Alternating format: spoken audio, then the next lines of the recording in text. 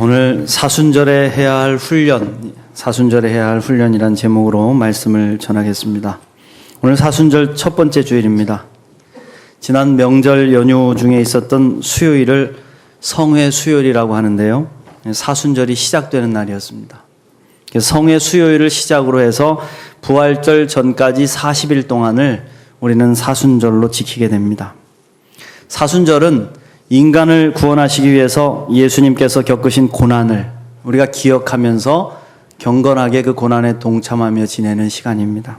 물론 우리 개신교에서는 이 기간을 카톨릭교회처럼 그렇게 철저하게 지키지는 않습니다.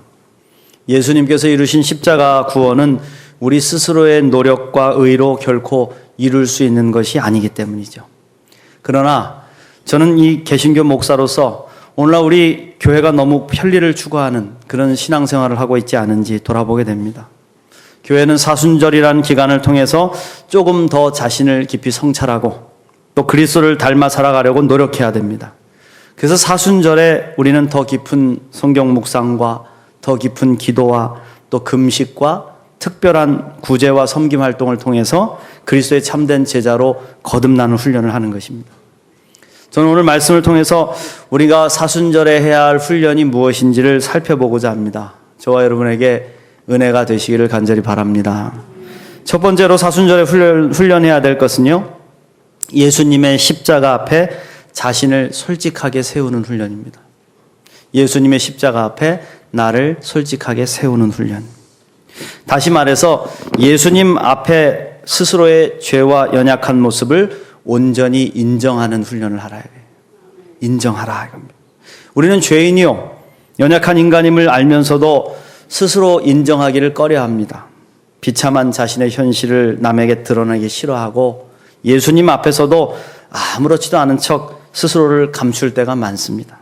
그래서 기도도 얼마나 표면적인 기도만 하게 되는지요. 겉으로는 우리가 기도 열심히 하고 또 좋은 은혜스러운 기도를 하는 것 같지만 내 속에 있는 것을 진실로 토해내는 기도를 잘 하지 못하죠. 깊은 마음속의 탄원을 아뢰지 못합니다. 자신을 포장하고 저는 괜찮아요 그러면서 주님 앞에 거짓을 아랠 때도 많다는 것입니다. 그러나 여러분, 실상은 어떻습니까? 깨지고 넘어지고 상처 입고 만신창이가 되어서 살아가고 있지 않냐 이겁니다. 우리 인생이 그렇습니다. 잘 살아가는 것 같아도 아픔이 있고 시험이 있습니다. 그래서 힘이 듭니다. 그러면 좀 예수님 앞에서만이라도 솔직해야 하지 않겠습니까? 주님, 제가 얼마나 힘든지 주님 아시지요. 주님, 저의 처지를 아시지요. 저를 불쌍히 여겨주세요. 도와주세요. 솔직하게 주님 앞에 매달려야 되지 않겠냐 이겁니다. 오늘 말씀에 등장하는 가나안 여인의 모습이 실상은 우리의 모습이다 이거예요. 예수님께서 제자들과 함께 두로와 시돈 지방으로 들어가셨습니다. 사실 우리 예수님의 사역은 주로 유대 지역에서, 그것도 갈릴리 지역에서 많이 이루어졌습니다. 그런데 가끔 우리 예수님께서 이방 지역을 찾아서 가신 적이 있습니다. 예수님이 이 지방에 들어가시자마자 한 가나안 여자가 예수님께로 나와왔습니다. 22절 말씀해 보시면 가나안 여자 하나가 그 지경에서 나와서 소리질러 이르되 주 다윗의 자손이여 나를 불쌍히 여기소서 내 딸이 흉악하게 귀신 들렸나이다. 가나안 여인은 이방 여인이죠. 이방 여인들은 결코 유대인과 상종하지 않습니다. 유대인과 가나안 사람들 사이에는 깊은 골이 있었습니다. 근데 이 여인이 얼마나 다급했는지 예수님을 향해서 달려와 소리를 질렀다는 것입니다. 여인이 혼자 딸을 데리고 온 것으로 봐서 이 여인은 홀로 이 아이를 키웠던 것으로 보입니다. 유대인이나 이 이슬람권 중동 지역의 문화권에 사는 사람들은 사실 잦은 전쟁으로 인해서 남자들이 많이 죽었습니다. 남자들의 수가 적어요. 유대인이나 이슬람권 지역에 있는 사람들은 여기에 남자들이 많이 죽고 여자들이 혼자 사는 사람들이 많기 때문에 그 가족들을 데려다가 키우는 일부 다처제가 허용이 되는데 남편을 잃은 여인들이 삶을 지탱할 수 있도록 보호하기 위한 장치였습니다. 그래서 이슬람 교도들 가운데 보면 많은 여인들을 거느리고 그들의 삶을 돌봐주는 것을 신의 뜻으로 여기고 사는 사람들이 많아요. 일찍 남자들이 죽어서 혼자 아이를 키우게 된 여인들은 사회적 최하층민이요 최약자였습니다. 이 가나안 여인이 그런 여인이었다. 딸이 귀신 들렸으니 그런 딸과 살고 있는 이 여인도 부정한 여인이었고 그 누구도 그 여인과 그 딸을 돌아보질 않아요. 성가시고 귀찮고 두렵고 그러니 누가 도와줄 사람도 없이 외롭게 살았던 것으로 보입니다. 얼마나 비참합니까? 자신을 보호해 줄 남편도 없고 가족도 없고 오직 귀신 들려 죽게 된 딸 하나 데리고 살아가야 할 이 여인. 그래서 마지막 신락 같은 희망을 걸고 예수님의 소문을 듣고 찾아온 것입니다. 상종하지 않아야 될 사람에게 찾아온 것이죠. 이방 여인이 유대인 앞에서 자신의 치부를 다 드러냅니다. 내 딸이 귀신 들렸습니다.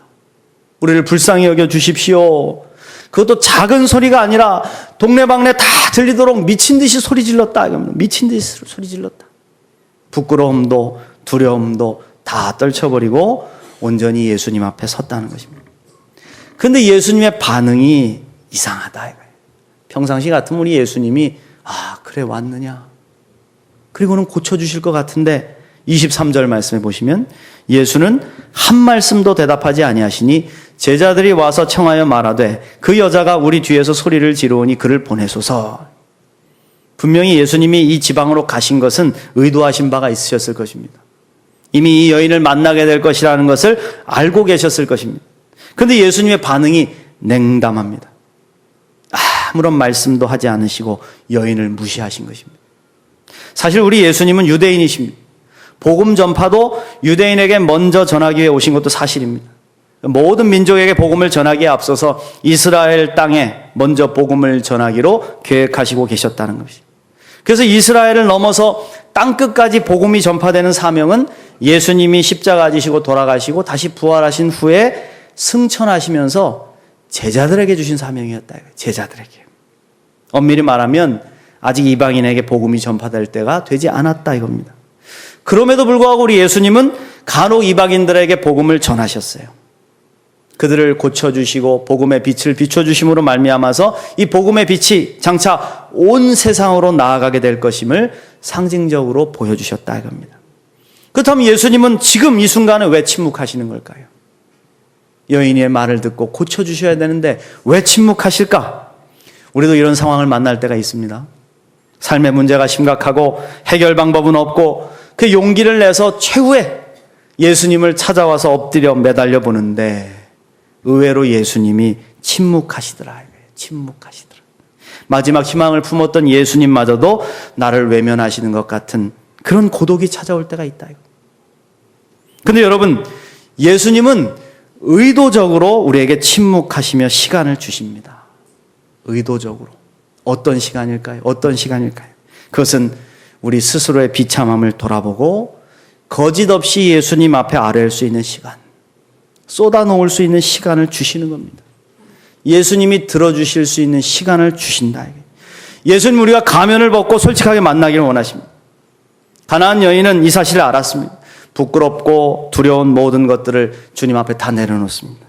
자신의 비참함을 예수님께 있는 그대로 다 고했다. 우리는 환경이 어려워지면 어떻게 하죠? 자꾸 숨기려 하죠. 숨어버리려고 합니다. 부끄러워하고 남이 알게 될까 두려워합니다. 그렇다고 환경이 바뀌는 것도 아닌데 말이죠. 숨긴 거예요. 우리는 환경에 눌려서는 안 됩니다. 우리를 짓누르고 있는 환경의 무거움을 벗어버리고 예수님께 가야 합니다. 예수님을 만나야 됩니다. 그리고 예수님께 있는 모습 그대로를 고백해야 됩니다. 수치심과 두려움과 연약함과 부족함을 있는 모습 그대로 내보이면서 간구해야 됩니다. 강한 척, 괜찮은 척, 죄 없는 척 하는 것은 나를 속이고 예수님을 속이는 것입니다. 예수님 다 알고 계십니다. 우리가 환경을 넘어서 예수님께 아뢰면 주님은 침묵하시는 것 같으나 듣고 계신다는 것을 여러분 기억하시길 바랍니다. 우리가 영화 같은 거 보면 그러잖아요. 영화 같은 거 보면 사랑하는 사람에게 무언가를 고백하고 싶은데 그 시간을 놓칠 때가 있어요. 그럼 이제 사랑하는 사람들이 잠들어 있거나 아파서 이렇게 누워 있을 것 같을 때, 그때 안 듣는 것 같을 때 자기의 이야기를 솔직하게 아뢰잖아요. 그런데 다 듣고 있지 않습니까? 그래서 나중에 다 듣고 있었음을 고백할 때 감동을 받잖아요. 예수님은 우리의 솔직한 고백을 듣기를 원하십니다. 침묵하시는 것 같으나 우리의 눈물의 고백을 듣기를 원하신다. 사랑하는 성도 여러분, 이번 사순절에 여러분의 모습을 솔직하고 담백하게 예수님께 고하시기를 바랍니다. 기도를 많이 하십시오. 기도를 많이 하시고 예수님께 고백해 보십시오. 여러분의 연약함을, 여러분이 지은 죄를 인정하십시오. 그 귀한 은혜의 시간을 통해서 예수님은 우리의 사연을 들어주시고 우리의 삶을 변화시켜 주실 줄 믿습니다. 두 번째로 우리의 자아가 죽는 훈련을 해야 됩니다. 우리의 자아가 죽는 훈련. 예수님을 믿고 제일 문제가 되는 것이 우리의 자아입니다. 자아. 이 자아가 처음에 은혜 받을 때는 다 죽습니다. 아니, 죽었다고 고백합니다. 예수님의 십자가에 나를 못 박고 예수님과 함께 나는 죽었습니다 고백합니다. 그리고 그렇게 죽은 것처럼 행동합니다. 다른 사람에게 너그럽고 용서도 잘하고 솔선해서 봉사도 하고 예배도 잘 드리고 모든 면에서 모범적으로 변합니다. 문제는 이 자아가 끝까지 죽어야 하는데 그렇지 못하더라는 거예요. 한 1년쯤 죽은 척 하는데, 한 2년쯤 죽은 척 하는데 3년쯤 되면은 다시 드러나요. 우리의 자아가 죽었다고 하는데 사실은 죽지도 않고 살지도 않은 모습일 때가 많다 이거예요. 이건 더 심각합니다. 여러분. 무섭습니다. 죽든지 살든지 해야 하는데 거의 죽은 자아는 더 무섭다 이거예요. 죽은 척하는 자아죠. 우리의 자아가 살아나면 예수님은 내 삶의 주인이 아닌 손님이 되시기 때문에 그렇습니다. 손님이에요, 손님. 가나의 혼인잔치의 기적을 아실 겁니다. 예수님께서 물이 변해서 포도주가 되게 하시는 기적을 일으켰죠. 첫 기적 사건입니다. 예수님은 이 잔치 자리에 초대되어 가신 손님이었습니다. 손님. 우리도 잔치 자리에 초대되어 가면 손님은 어떻게 하죠? 부조금 드리고 밥 먹고 오면 되는 거예요. 근데 마리아를 통해서 예수님이 잔치집에 포도주가 떨어졌다는 사실을 알게 되셨어요. 그러나 예수님은 여전히 손님의 자리에 서셨어요. 나는 나와 상관이 없는 일입니다. 그리고 손님의 자리에 계셨어요. 그런데 마리아의 명령에 따라서 그 집의 종들이 예수님을 주인으로 대하기 시작하는 거예요. 무슨 말씀을 하시든지 그대로 따르라. 그때 종들이 순종하는 것이죠. 예수님 명령하시는 대로 그대로 순종하는 겁니다. 물을 길어다가 항아리 아구까지 부으라 그러자 주인의 명령에 따라서 하인들이 순종을 하는 것입니다. 그때 놀라운 기적이 일어난 줄 믿습니다. 여러분, 마찬가지라는 거예요. 마찬가지. 우리의 인생에 예수님을 주인으로 모시면 주님이 역사하셔서 기적을 일으키시는데 내 자아가 살아나면 예수님이 주인이 되시질 못하는 겁니다. 우리가 예수님을 이렇게 대합니다. 자아가 살아서 예수님이 역사하지 못하도록 가로막고, 그래서 죽지 않은 내 자아가 살아서 문제를 일으키는 거예요. 문제를. 죽지 않은 자아로 열심을 내니 교회를 어지럽게 만들고 상처를 주기도 하는 겁니다. 열심은 대단하지만 나는 하면서 자기 자아를 높이게 되는 겁니다. 나는 이렇다. 나는 이렇게 한다. 나는 이렇게 할 거다. 내 생각은 이렇다. 그러니 여러분, 늘 문제죠. 그래서 우리의 자아가 죽어야 예수님이 역사하시는 거예요. 다시 오늘 본문으로 돌아가 보겠습니다. 예수님의 차가운 외면 앞에서 여인은 자존심이 상했을 겁니다. 자신의 부끄러운 모습을 드러내고 사람들 앞에서 미친 사람처럼 소리까지 질렀는데 예수님이 아예 대꾸도 안 하고 무시해버리셨으니까요. 얼마나 속이 상했겠어요. 그리고 말씀하시는데 비수 같은 말씀이 그녀의 가슴에 꽂히는 겁니다.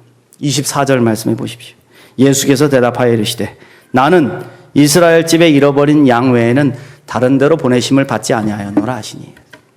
여러분, 사실 이 말씀은요, 여인에게 하신 말씀이 아닙니다. 제자들이 여인이 하도 시끄럽게 소리 지르니까 주님 좀 제발 어떻게 해서 저를 보내십시오. 그 청하는 말을 듣고 제자들에게 하신 말씀이에요. 그런데 이 여인이 이 말을 듣고 서운해하지 않더라 이거예요. 서운해하지 않더라. 스스로를 더욱 낮추며 자아를 깨뜨려 버립니다. 25절부터 보시면 여자가 와서 예수께 절하며 이르되 주여 나를 도우소서. 여러분 보십시오. 여인은 아주 예수님 앞에 납작 엎드려 버렸습니다. 절을 한다는 것은 자신이 종이라는 걸 인정하는 거죠. 앞에 계신 분께 자신의 전 존재를 드려 순종하겠다는 의미입니다. 여러분 어떻습니까? 우리는 어떻습니까? 예수님께 간구합니다. 어려움을 해결해달라고 고백합니다. 눈물로 간절히 호소했습니다. 그런데 예수님이 침묵하시거나 더 어려운 일이 찾아오면 어찌하시겠습니까? 대부분 우리의 자아가 살아있다면 자존심이 상해가지고 기도를 멈춰버리죠. 심한 경우에는 예수 믿기를 아예 거부해버립니다. 그러나 이럴 때 우리의 자아를 깨뜨려야 됩니다. 아니, 예수님이 원하시는 것이 바로 그겁니다. 네 자아를 죽여라. 네가 죽어야 내가 살아서 역사할 수 있다. 우리의 자아가 깨질 수 있는 기회라 이거예요. 중요한 것은 예수님은 정말 우리의 자아가 죽었는지를 시험하신다는 거예요. 자아가 죽었다고 하고 예수님이 삶의 주인이라고 고백하는 우리들이 과연 시험을 당해도 변함없이 자아가 죽어 있는지를 살펴보신다는 거예요. 이 시험을 통과해야 됩니다. 그렇지 않으면 금방 옛 자아가 튀어나와서 다시 혈기 부리고 다시 싸우고 다시 시험에 빠지고 또 남을 아프게 하기 때문이죠. 그래서 우리가 예수 좀 잘 믿어보려고 하는 순간에 시험이 더 많이 찾아오는 겁니다. 목사님, 제가 올해부터는 예수 좀 잘 믿어보려고 교회도 잘 다니고 다른 사람들하고도 안 싸우고 열심히 주의 일도 봉사하려고 합니다. 결단하는 순간부터요, 시험 찾아와요. 왜? 네가 죽었는지 한번 보겠다는 것이죠. 그래서 시험입니다. 너 십자가에서 죽었다고? 너 변했다고? 은혜 받을 준비가 되었다고? 한번 볼까? 오늘 말씀에서도요, 여인에게 예수님은 더 험한 말을 하십니다. 엎드렸잖아요. 깨졌잖아요. 그러면 알았다. 딸아, 네 믿음이 너를 구원했다. 고쳐라. 이렇게 하고서 가면 좋은데 더 험한 말 하십니다. 26절 보십시오. 대답하여 이르시되 자녀의 떡을 취하여 개들에게 던짐이 마땅하지 아니하니라. 이쯤 되면요, 완전히 카운터 펀치를 날리신 겁니다. 철저히 깨지고 자존심 상할 대로 상하고 앞에 엎드려지기까지 했는데 너는 개다. 나는 개에게 줄 은혜가 없다. 그러시는 거예요. 사랑하는 성도 여러분, 우리의 자아가 죽어야 예수님이 살아납니다. 내 자아가 죽어야 주님이 내 삶의 참 주인이 되십니다. 자아가 죽기 전까지 바로 예수 믿을 것이라 여러분 착각하지 마십시오. 우리의 자아가 살아서 열심히 하면요, 우리 하나님은 몸져 누우신대요. 그러므로 예수님이 십자가에 죽으셨듯이 이미 나도 예수님과 함께 죽었음을 인정하십시오. 그리고 날마다 선포하십시오. 나는 죽었습니다. 여러분, 사람이 죽으면 소문이 나잖아요. 사람이 죽으면 소문이 나고 난리가 납니다. 사람들이 찾아오고 위로가 일어나고. 한 사람이 죽어도 그렇지 않습니까? 예수님이 죽으심으로 인류가 구원을 받았듯이 우리가 죽음을 선포하는 순간에 우리를 통해서 주님은 놀라운 기적을 일으키신다. 사순절에 십자가에 나의 자아를 못 받고 진정 죽음을 통해 예수님의 놀라운 역사를 드러내는 통로가 되시기를 간절히 축원합니다. 마지막으로요, 사순절에 우리는 끝까지 겸손하는 훈련을 해야 됩니다. 끝까지 겸손할 수 있는가? 끝까지 순종할 수 있는가? 우리는 끝까지 겸손하지 못할 때 많습니다. 끝까지 순종하지 못할 때도 많습니다. 교회에서 목사님들이 제일 조심해야 될 성도, 그렇게 하면 말을 하는 게 있어요. 어떤 성도인지 아십니까? 목사님, 내가 죽겠습니다. 내가 교회를 위해서 뼈를 묻겠습니다. 이 교회를 위해서 내가 끝까지 충성하고 살겠습니다. 그런 교인을 제일 조심하라 그래요. 왜? 못하니까. 안 되니까요. 하나님 앞에 한 선, 교회 앞에 한 선, 겸손하겠더라고 다짐했던 그 다짐들이 과연 얼마나 지속할 수 있을까요? 때론 몇 달도 지키지 못할 때 많잖아요. 우리가 간절할 때만, 어려울 때만 주여 살려주십시오. 응답해 주시면 죽습니다. 주를 위해서 죽겠습니다. 주님을 위해서 살겠습니다. 무엇이든지 하겠습니다. 고백은 하지만 끝까지 가지를 못해요. 왜? 이 위기만 넘기면 그만이다. 그런 마음이 우리에게 있기 때문에 그래요. 근데 우리 예수님은 중심을 보시잖아요. 그리고 끝까지 우리가 겸손할 수 있는지 점검하십니다. 오늘 여인의 고백을 보십시오. 너는 개다라는 고통스러운 시험을 받고도 끝까지 겸손함을 지키는 겁니다. 27절 말씀에 여자가 이르되 주여 올소이다마는 개들도 제 주인의 상에서 떨어지는 부스러기를 먹나이다 하니 이에 예수께서 대답하여 이르시되 여자여 내 믿음이 크도다. 내 소원대로 되리라 하시니 그때로부터 그의 딸이 나으니라. 할렐루야. 저는 이 여인의 고백을 담고 싶습니다. 과연 이렇게 혼란스럽고 괴로운 상황에서도 이 위대한 고백을 드릴 수 있을까? 주님이 외면하시고 너는 개다라고 시험하시는 그 시험을 통과하면서도 과연 동일한 겸손과 순종을 주님 앞에 드릴 수 있을까? 주님 큰 은혜를 주십시오. 내가 입을 크게 벌리겠습니다. 채워주십시오. 이런 고백만을 드리지, 주님, 개들도 주인의 상에서 떨어지는 부스러기 먹습니다. 부스러기 은혜라도 주십시오. 이렇게 겸손하게 고백할 수 있을까요? 가나안 여인의 기도가 응답된 비결은 여기에 있는 겁니다. 주여 올소이다. 예수께서 하신 말씀 다 옳습니다. 주님이 주신 시험의 상황 다 옳습니다. 긍정하는 것이죠. 자신의 처지가 개와 같이 비참하고 연약함을 인정하는 겁니다. 오히려 그렇게 말한 주님이 미안해하실 정도로 자신을 겸손하게 낮추는 것이죠. 그리고 끝까지 겸손함과 간절함을 잃지 않는 것이죠. 그 예수님은 그녀의 정직함과 끝까지 겸손한 모습에 감동을 받으신 겁니다. 그래서 큰 믿음이라고 칭찬하시잖아요. 예수님이 큰 믿음이라고 칭찬할 사람들이 많지 않아요. 이 큰 믿음, 예수님을 놀라게 하는 믿음이 그녀에게 있었다는 것입니다. 사랑하는 성도 여러분, 좀 예수를 믿었으면 주님을 놀라게 할 수 있는 큰 믿음을 가지시기를 축원합니다. 이래도 나를 믿겠느냐? 이래도 나를 순종할 수 있느냐? 이래도 내가 내 인생의 주인이라 고백할 수 있느냐? 네, 주님 그렇습니다. 모든 것을 다 잃는다고 해도 주님이 내 삶의 주인이시면 바뀔 수 없는 진실입니다. 주님 뜻대로 하옵소서. 이런 결단과 고백이 있어야 주님의 마음을 움직일 수 있지 않겠냐. 사랑하는 성도 여러분, 사순절에 우리가 세 가지 훈련을 하기를 원합니다. 먼저 있는 모습 그대로 여러분의 죄됨과 연약함을 인정하십시오. 십자가 앞에서 솔직히 고백하십시오. 그리고 여러분의 자아가 죽었음을 선포하십시오. 자아의 죽음을 통해 예수님이 여러분 삶의 주인이 되시게 하십시오. 그리고 끝까지 겸손하십시오. 위기만 모면하는 열벽한 고백이 아니라 전 존재를 들여서 겸손히 주님을 따르는 참 제자가 되십시오. 놀라운 기도의 응답과 은혜를 체험하는 이번 사순절기가 되시기를 주의 이름으로 축원합니다. 기도하겠습니다. 주님 감사합니다.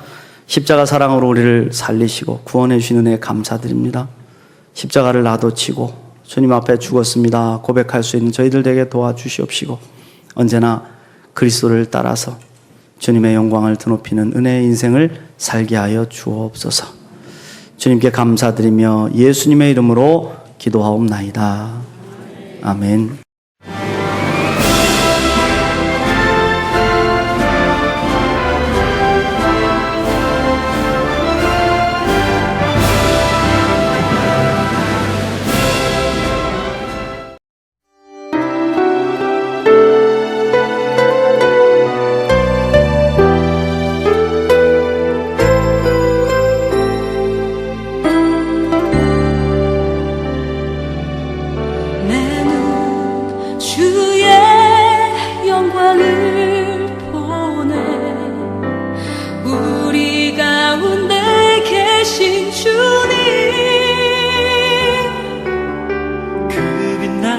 영광